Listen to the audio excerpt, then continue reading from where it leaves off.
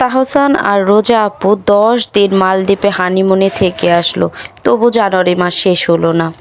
বাপ্পি ভাইয়া তার গার্লফ্রেন্ডকে সারপ্রাইজ দেওয়ার জন্য বিদেশ থেকে বাংলাদেশে চলে আসলো, আবার এখন শুনছি সে চলেও গেছে, তবু জানুয়ারি মাস শেষ হলো না।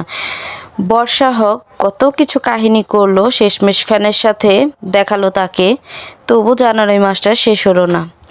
আবার এখন শুনছি অপু ভাই নাকি লাম্বরগিনি কিনেছে, তবুও জানুয়ারি মাস শেষ হলো না।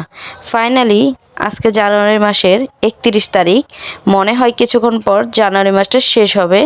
আলহামদুলিল্লাহ, জীবন থেকে আরও একটা মাস চলে গেল। এরকম কত মাস কত বছর যে জীবন থেকে হারিয়ে যাচ্ছে আমাদের অজান্তেই, কিন্তু আমরা সুস্বাগতম করে তাদেরকে বরণ করে নিচ্ছি।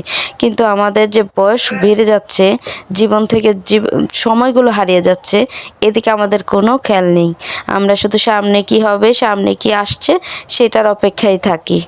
তো যাই হোক, আমাদেরও ঘোরাঘুরি শেষ হলো জানুয়ারি শীতের, কিন্তু জানুয়ারি মাস তো শেষ হয়ে গেল, বাচ্চাদের বই খাতা কিন্তু এখনও দেয়নি। এখন বাচ্চাদের পড়ালেখা নিয়ে খুব চিন্তায় আছি।